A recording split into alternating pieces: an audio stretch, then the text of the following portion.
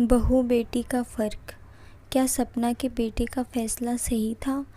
जब से वे सपना की शादी करके मुक्त हुई, तब से हर समय प्रसन्नचित्त दिखाई देती थी। उनके चेहरे से हमेशा उल्लास टपकता रहता था। महरी से कोई गलती हो जाए, दूध वाला दूध में पानी अधिक मिलाकर लाए अथवा झाड़ू पोछे वाली देर से आए, सब माफ़ था। अब वे पहले की तरह उन पर बरसती नहीं थी।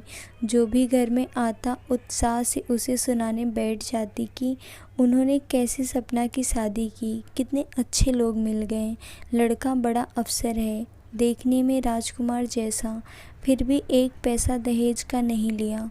ससुर तो कहते हैं कि आपकी बेटी ही लक्ष्मी है, और क्या चाहिए हमें।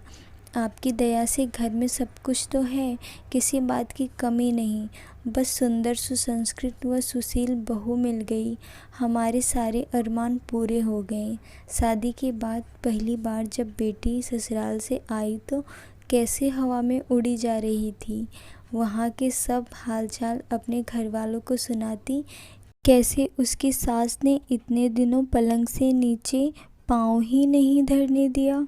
वह तो रानियों सी रही वहाँ, घर के कामों में हाथ लगाना तो दूर, वहाँ तो कभी मेहमान अधिक आ जाते तो सास दुलार से उसे भीतर भेजती हुई कहती, बेचारी सुबह से पाँव लगते लगते थक गई, रिश्तेदार क्या भागे जा रहे हैं कहीं, जा बैठकर आराम कर ले थोड़ी देर। और उसकी ननद अपनी भाभी को सहारा देकर पलंग पर बैठा आती। यह सब जब उन्होंने सुना तो फूली नहीं समाई, कलेजा गज भर का हो गया।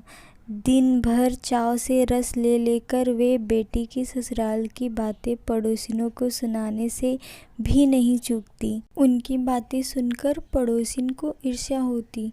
वे सपना के ससुराल वालों को लक्ष्य कर कहती, कैसे लोग फंस गए इनके चक्कर में, एक पैसा भी दहेज नहीं देना पड़ा बेटी के विवाह में, और ऐसा शानदार रोवेला वर मिल गया, ऊपर से ससुराल में इतना लाड प्यार। उस दिन अरुणा मिलने आई तो वे उसी उत्साह से सब सुना रही थी। लो जी, सपना को तो एमए बीच में छोड़ने तक का अफसोस नहीं रहा। बहुत पढ़ा लिखा खानदान है, कहते हैं एमए क्या, बाद में यहीं की यूनिवर्सिटी में पीएचडी भी करवा देंगे। पढ़ने लिखने में तो सपना हमेशा ही आगे रही है। अब ससुराल भी कद्र करने वाला मिल गया। फिर क्या सपना नौकरी करेगी, जो इतना पढ़ा रहे हैं। अरुणा ने उनके उत्साह को थोड़ा कसने की कोशिश की। नहीं जी, भला उन्हें क्या कमी है जो नौकरी करवाएंगे। घर की कोठी है, हजारों रुपए कमाते हैं हमारे दामाद जी, उन्होंने सफाई दी। तो सपना इतना पढ़ लिख कर क्या करेगी, बस शौक। वे लोग आधुनिक विचारों के हैं ना, इसलिए।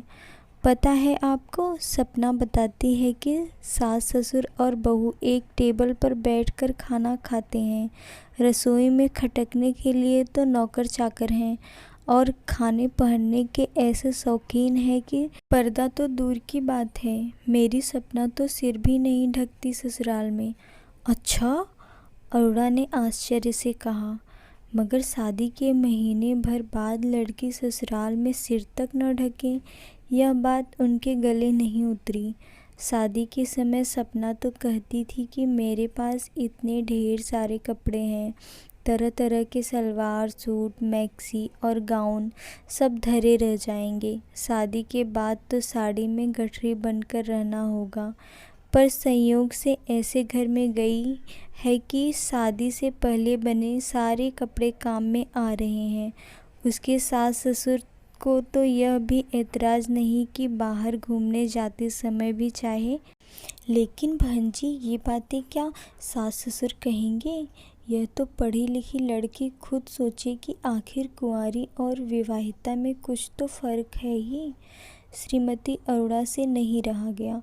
उन्होंने सोचा कि शायद श्रीमती अरोड़ा को उनकी पुत्री के सुख से जलन हो रही है, इसलिए उन्होंने और रस ले लेकर कहना शुरू किया, मैं तो डरती थी, मेरी सपना को शुरू से ही सुबह देर से उठने की आदत है, पराए घर में कैसे निभेगी।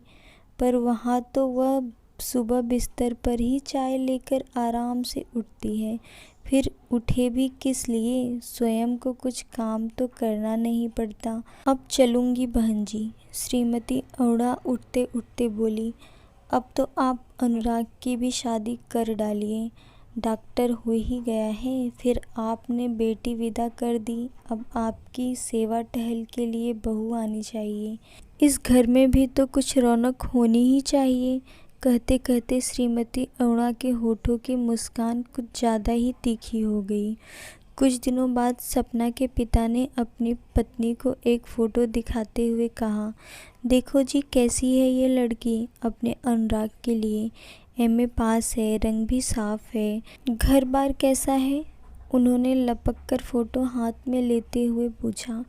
घर बार से क्या करना है, खानदानी लोग हैं और दहेज वगैरह हमें एक पैसे का नहीं चाहिए, यह मैंने लिख दिया है उन्हें।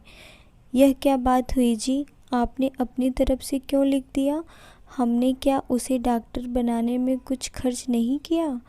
और फिर वे जो देंगे उन्हीं की बेटी की गृहस्थी के काम आएगा। अनुराग भी आकर बैठ गया था और अपने विवाह की बातों को मज़े लेकर सुन रहा था।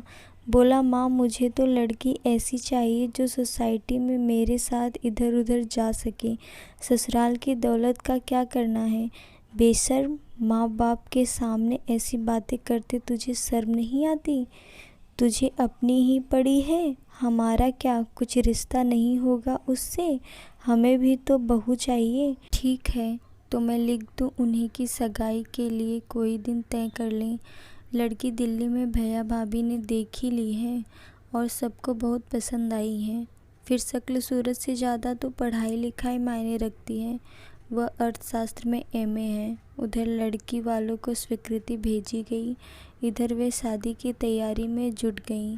सामान की लिस्टें बनने लगी। अनुराग जो सपना के ससुराल की तारीफ के पुल बांधती अपनी माँ की बातों से खिंच जाता था, आज उन्हें सुनाने के लिए कहता, देखो माँ, बेकार में इतनी सारी साड़ियाँ लाने की कोई ज़रूरत नहीं है। आखिर लड़की के पास शादी के पहले के कपड़े होंगे ही, वे बेकार में पड़े बस्कों में सड़ते रहें तो इससे क्या फ़ायदा।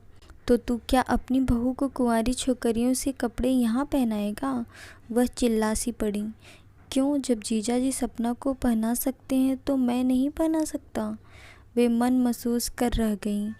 इतने चाव से साड़ियाँ खरीद कर लाई थी। सोचा था सगाई पर ही लड़की वालों पर अच्छा प्रभाव पड़ गया तो वे बाद में अपने आप थोड़ा ध्यान रखेंगे और हमारी हैसियत व मान सम्मान ऊंचा समझकर ही सब कुछ करेंगे। मगर यहाँ तो बेटे ने सारी उम्मीदों पर पानी ही फेर दिया। रात को सोने के लिए बिस्तर पर लेटी तो कुछ उदास थी। उन्हें करवटें बदलते देखकर पति बोले, सुनो जी, अब घर के काम के लिए एक नौकर रख लो। क्यों? एकाएक चौंकी। हाँ, क्या पता तुम्हारी बहू को भी सुबह 8 बजे बिस्तर पर चाय पीकर उठने की आदत हो तो घर का काम कौन करेगा? वे सकपका गई। सुबह उठी तो बेहद शांत और संतुष्ट थी। पति से बोली, तुमने अच्छी तरह लिख दिया है ना जी? जैसी उनकी बेटी वैसी ही हमारी। दान दहेज में एक पैसा भी देने की कोई ज़रूरत नहीं है। यहाँ किस बात की कमी है? मैं तो आते ही घर की चाबियाँ उसे सौंप कर अब आराम करूँगी। पर माँ, जरा यह तो सोचो, वह अच्छी श्रेणी में एमए पास है। क्या पता आगे शोध कार्य आदि करना चाहे।